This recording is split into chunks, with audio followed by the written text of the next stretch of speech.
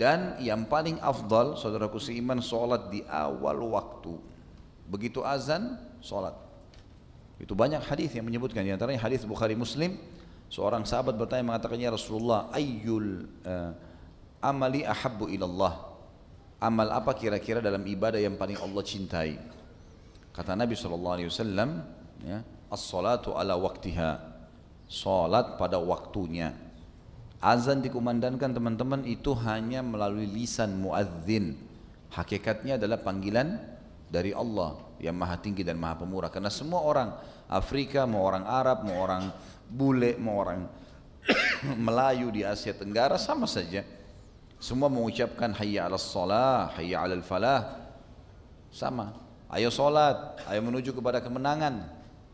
Jadi sebenarnya Allah sedang memanggil kita. Beruntunglah orang yang langsung menjawab panggilan tersebut.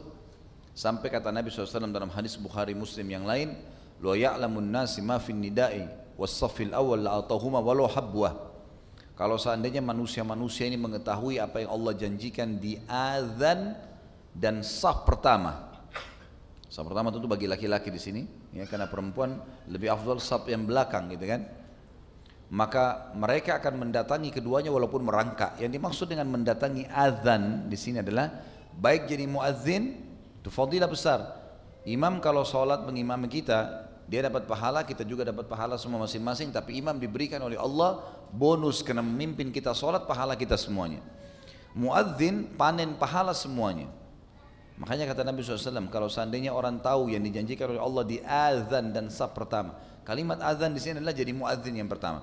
Kemudian yang kedua adalah masuk dalam masalah ini menjawab langsung azan itu.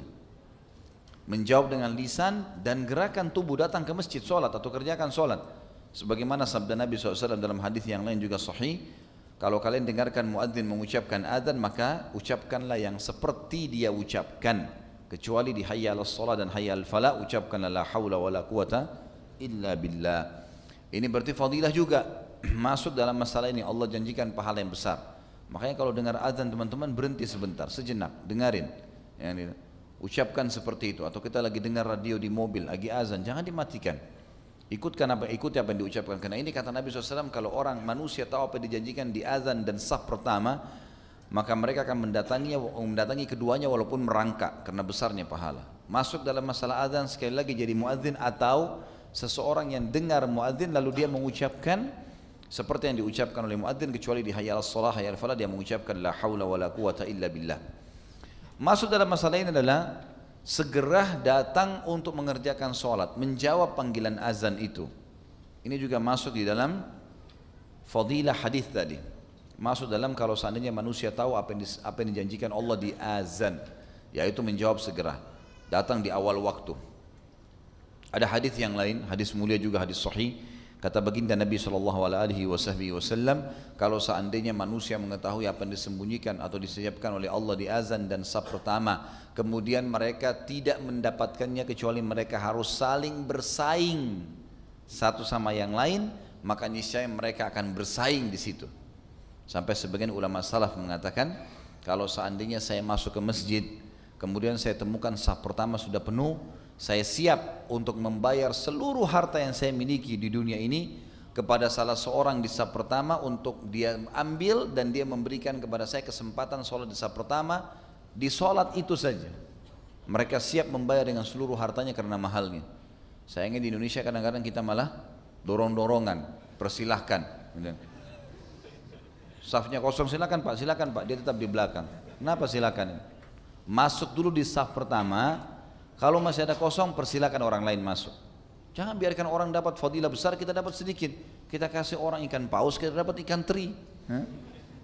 Harus paham masalah itu. Kalau kita sudah masuk di saf pertama, ada kosong panggil orang lain, nggak masalah. Jadi kan? Ini masuk dalam bahasan fadilah tentang sholat di awal waktu, gitu kan?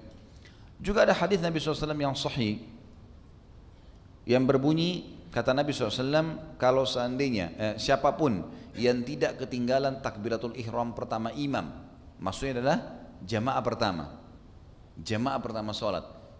Jadi begitu azan iqamah pertama, ini tidak masuk dalam jamaah yang kedua, jamaah yang ketiga masuk di masjid. Jamaah pertama yang mempunyai fadilah. Siapa yang tidak ketinggalan takbiratul ihram, imam. Ya, takbiratul ihram pertama imam. Maksudnya adalah pertama dia takbir di rakaat pertama dan juga masuk dalamnya adalah awal jamaah yang pertama. Maka dia akan selama 40 hari maka dia akan diselamatkan dari sifat kemunafikan. Selamanya tidak akan pernah jadi munafik orang itu. Dengan syarat dia mengerjakan 40 hari 5 waktu sholat, subuh, duhur, asar, maghrib, isya terus dijadwalin selama 40 hari. Dia beribadah kepada Allah tidak ketinggalan takbiratul ihram pertama, dan ini dijamin tidak akan pernah dusta seumur hidup, tidak akan pernah berkhianat, tidak akan pernah ingkari janji. Sifat-sifat munafik semua hilang dari dia. Sampai pernah ada seorang syekh di Saudi, seseorang melamar anak perempuannya dan dia lihat laki-laki ini kayaknya tidak terlalu menjaga sholat. Dia tidak mau nolak, maka dia ingin berdakwah dan dia mengatakan pada laki-laki itu, saya akan terima lamaranmu tapi dengan syarat.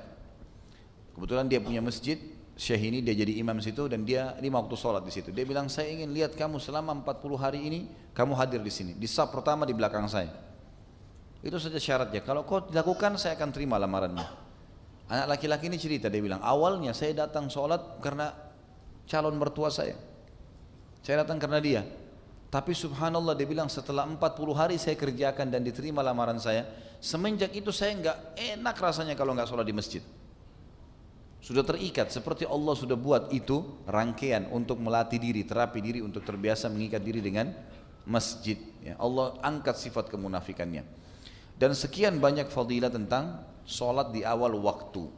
Oleh karena itu teman-teman jangan tunda. Jangan tunda. Berapa menit sih? Gitu kan.